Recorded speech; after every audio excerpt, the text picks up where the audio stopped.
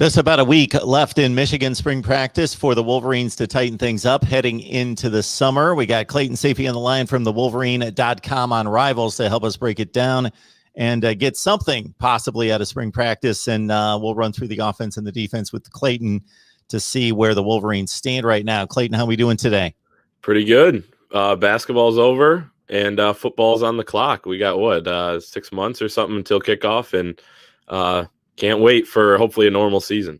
Yeah, I know the basketball's over a little bit sooner than expected, a little sooner than wanted. There in Ann Arbor is a number 1 seed going down the Sweet 16. So, Elite Eight. The Elite Eight. Sorry to rip you off a game there. The Elite Eight.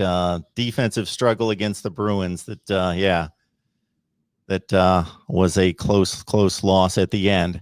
All right, spring football. So basically, we're not hearing a whole lot, and that's not uncommon across the country these days, where things are a bit buttoned down in regards to just getting the interviews from the players and the coaches at times to find out what's going on. But any bits of information out there that you can point to, offense and defense, that would be a bit of an update?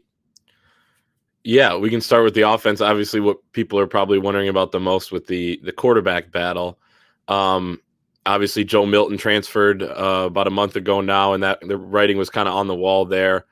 He had been passed up by Cade McNamara late last season, and then Cade got hurt in that final game of the year against Penn State. But he's recovered and didn't take long there, but is kind of running with the ones, it sounds like, during spring practice, and has, improved a little bit. Some of the things we had heard last year was the door was open for him to win that job in practice a couple of those weeks when Joe Milton was struggling, but he just didn't do it. He turned out to be a gamer in some of those games that he came in, looked good against Wisconsin at the end, obviously was phenomenal against Rutgers, but still looked good, and then looked pretty good at the beginning of Penn State before he got hurt. So good for him to pick up where he left off. J.J. McCarthy, next guy in line, running with the twos, the early enrollee freshman. I don't think things have necessarily clicked for him yet. Guys say that he's kind of had some flashes here and there during practice, but I think once things do, whenever that is, he will be a very good player. Whether that's a starter right away, I don't know, but he's going to have a solid future. And so I think that's kind of where things stand. And then Alan Bowman is from Texas Tech, who's going to come in the summer and compete for the job as well. And, he has an outside shot, but I wouldn't rule it out necessarily. This kid has a lot of experience. He started, I think, at least 13 games at Texas Tech. And, that's not an outstanding program. That's still college football experience in a major program. So, that's, pretty big time stuff there, and has the most experience on the roster. So that's kind of where things stand at the quarterback spot, which I think is probably the headliner. Yeah, so basically what you've got going right now is you've got a roster in your hand. You don't have a depth chart, but based on your knowledge of the personnel, based on what you hear from other writers and what you've gathered, you got a pretty good idea how the depth chart would look right now going into fall camp. Yeah, and if we want to, start with the offensive line, we got to talk to Zach Zinter, who's going to be a sophomore this year, kind of a freshman if you count the free year. I think he's a lock to start at probably the right guard spot. He took that over due to injuries last year as a true freshman and looked really good. Then he got hurt himself. There was tons of injuries, but Zach Zinter is a big body, might be the strongest guy on the team, and he's only 19 years old. So I think that's huge. And he said next to him at the right tackle spot is Andrew Stuber, another experienced guy who could play guard or tackle. We saw him at a little bit of both last year, but with Jalen Mayfield moving on, probably will take over that right tackle spot. And then he said Andrew Vastardis, the 6th-year senior who decided to come back, is next to him at center, which I think is big to have, a veteran there. I do like some of the young guys they have as well, and think that could be a battle going forward into the summer and fall camp. You never know how it's going to shake out. Sometimes, especially on the offensive line, you hear about, guys in spring that are standing out, but in the fall, they kind of separate themselves. They've been in pads, though, and, I think that's big, obviously, for the offensive line to show what they can do there. It's not like they're just in T-shirts and shorts. A lot of hitting this year from what we hear. And then I think the left side is going to be very interesting on the offensive line. You have a number of options there. Chuck Filiaga is another 5th-year guy who's at left guard and started last year. I thought he struggled quite a bit, but has some experience there. Trevor Keegan could play there in his third year with the program. And then left tackle actually is going to be a pretty big battle, I think, between Ryan Hayes, who has the more experience, and Carson Barnhart, who took over for Hayes when he got hurt last year and then never really gave the job back when Hayes was back available. So I will say this about the offensive line. It was, really ascending under Ed Warner. I think Sharon Moore has a lot to work with now that he's taken it over, and also the co-coordinator job. So that is certainly interesting. And then kind of moving into some of the skill positions, running back's another one that's, probably the most solidified, I'd say, on the roster, because you have Hassan Haskins returning, the leading rusher, had over 600 yards last year in just 6 games. And, he is going to be a guy who, is kind of that versatile, like kind of more of a freak athlete type of guy, where he's like jumping over guys and whatever. Then you have the freshman coming in, Donovan Edwards, who's more of a true just running back. He's got that speed, and that's what a lot of guys have been saying, is he is really showing that speed in practice. We talked about him quite a bit when he was choosing between Alabama, Georgia, Notre Dame, and Michigan, and chose Michigan on signing day. So he's looking good. Blake Corum in his second year, I think they could move him to the slot at times as well and move him around. He said he's willing to do whatever when we talked to him yesterday on a press conference. Wide receiver, continuing to go down the positions. Giles Jackson transferred earlier this week. He was the third option last year and, started at slot, I think, in 5 games. Not a huge loss just because of the fact that they do have a couple guys behind him at the slot position, like AJ Henning. You could even probably throw Xavier Worthy, the freshman, coming in at that spot. He returned kicks and punts, had 2 kick return for touchdowns in his career, but I think you could put Blake Corum back there, and that's what they did when Jackson was hurt last season. So I kind of like the receiving core. I think it's solid. It doesn't have that top line type of guy, high level type of talent, like what Nico Collins would have been last year if he didn't opt out. But Ronnie Bell is the guy to know there, clearly. And I think a couple young guys could emerge as well. Cornelius Johnson, we saw some flashes from him last year. And then to wrap up the offensive side of the ball at tight end, I think is probably one of the more unproven position groups on this team, because you lose Nick Eubanks to graduation. But Eric All is a guy who has limited experience, but I think a ton of upside. Louis Hansen is a true freshman that's coming in that it wouldn't shock me if he gets some time as like a second tight end, if they go with some 12 personnel. So that's basically where the offense stands. And from what we're hearing, the offense is quite a bit ahead of the defense, I think, which is to be expected, because 1, the defense was really bad last year, and 2, they're installing a completely new system under Mike McDonald, which, we can talk about some of that personnel as well.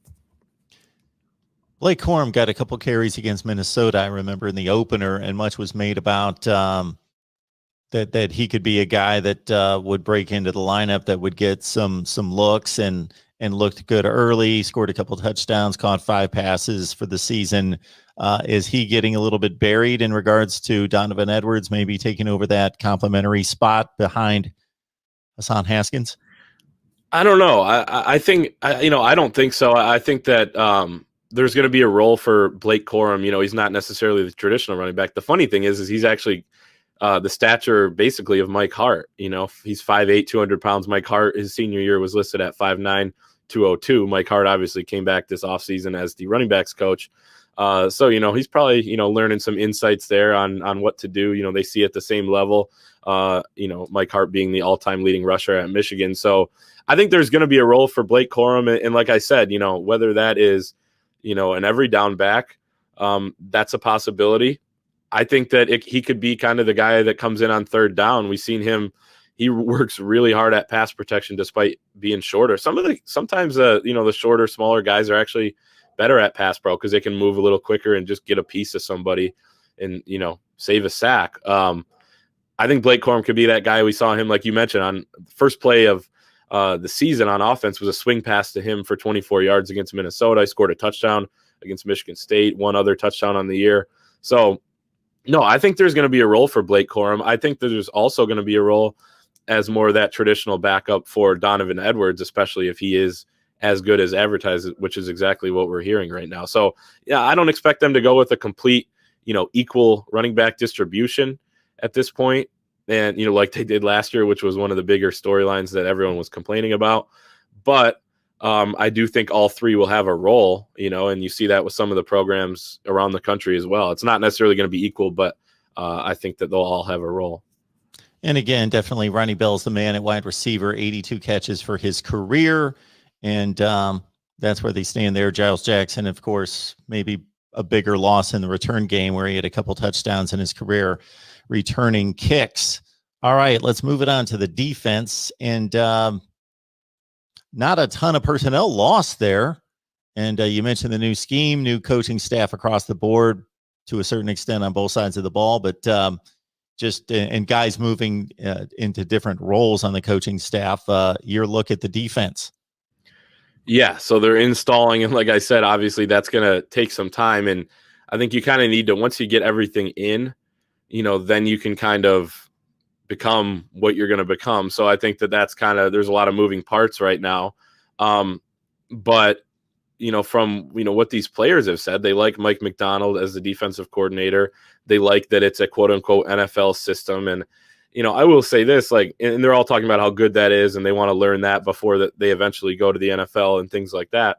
But, and they're saying it's an NFL system, it has to be adapted to college because there's a reason why, you don't just run all NFL stuff in college. So, and I think that's happening as well. But, with that being said, they say that Mike McDonald's bringing a ton of energy. Now, I don't know if you can bring much more energy than Don Brown did, even at 60 whatever years old.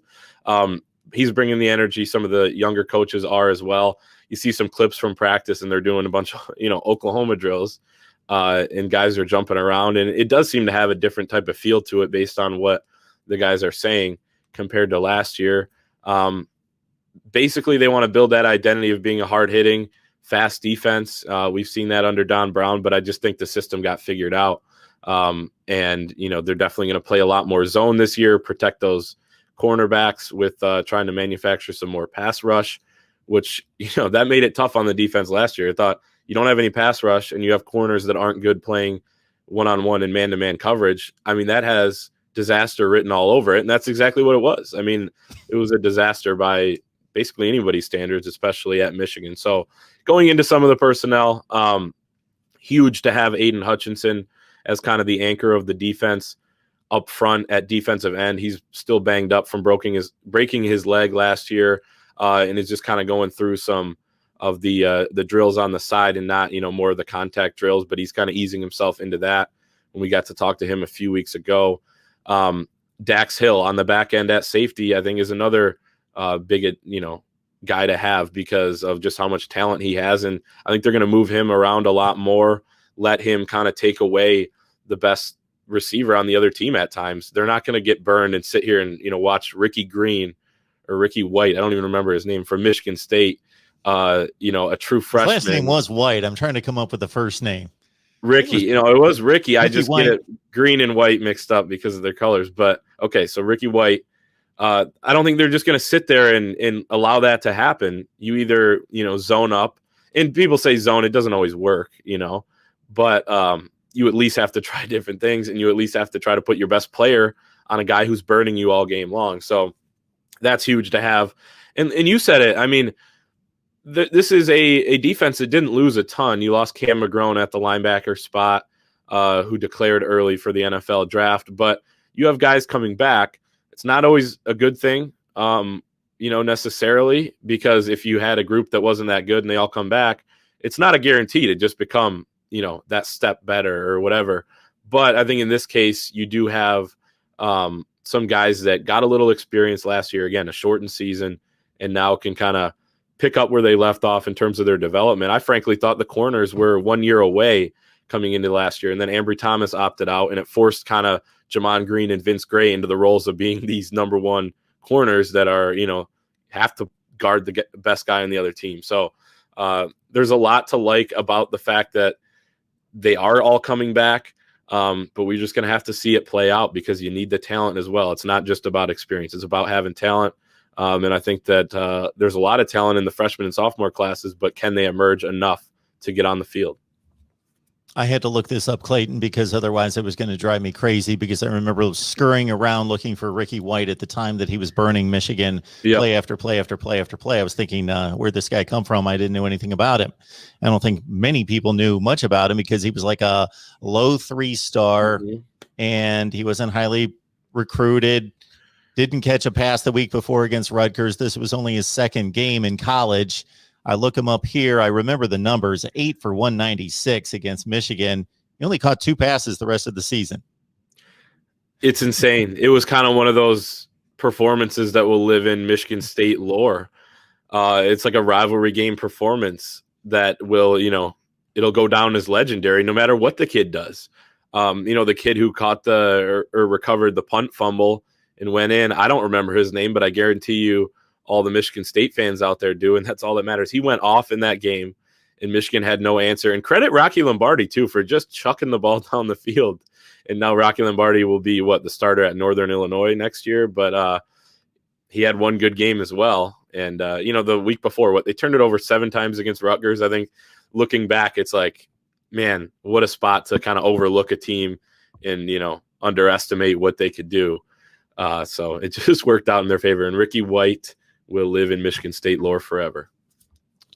For the 10 or 15 times that I've seen the punt play from 2015 and the guy's names mentioned, I always think, okay, I'm going to remember his name this time, because I don't remember his name either. And every time I see it and they mention his name, I think, I'm going to remember his name. I don't remember his name. Yeah, he's a defensive back that got broke his leg on the play. Yeah, he had 2 last names. I think I do usually know his name. I just am blanking on it right now. I know he has a hyphenated last name, I'm pretty sure, and I could probably think of it at some point. But yeah, I don't think Michigan fans want to hear too much about this stuff. I shouldn't have brought it up.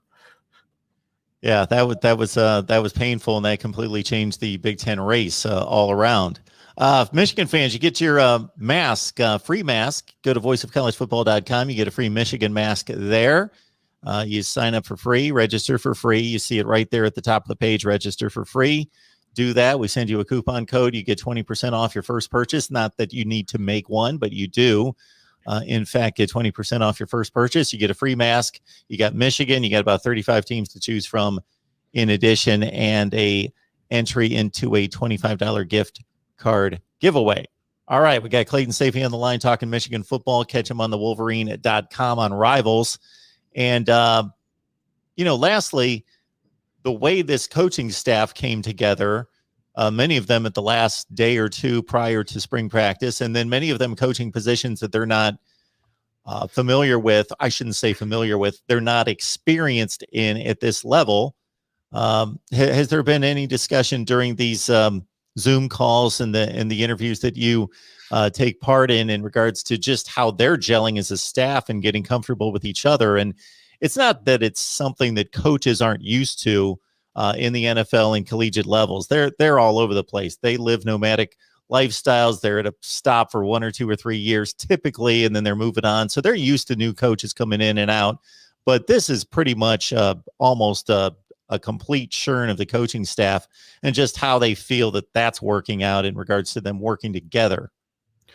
Yeah, I guess I'll start by saying it's only really 2 guys that are, in totally unfamiliar spots. Ron Bellamy coaching the safeties, and that was the move that, was right before spring ball. And then Matt Weiss being brought in from Baltimore, which pushed Ron Bellamy over to the defensive side of the ball. He's coaching the quarterbacks, but he worked with the quarterbacks a little bit in Baltimore before working with the running backs. He worked with Joe Flacco, and I think is going to be pretty integral in trying to, up Michigan's RPO game, something that they showed some flashes of last year.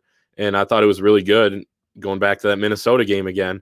And then they kind of abandoned it. So, I didn't really know what the deal was there. But, in terms of, with this coaching staff gelling, I mean, the players are saying it's going really well in terms of them building these relationships with the coaches. I mean, they're not going to say otherwise, but from what we've heard, that is going on. And, talking to some sources as well, based on, what they've seen at practice and what they've heard, is that there is that more energy, like I mentioned earlier, and the coaches are, a lot more approachable.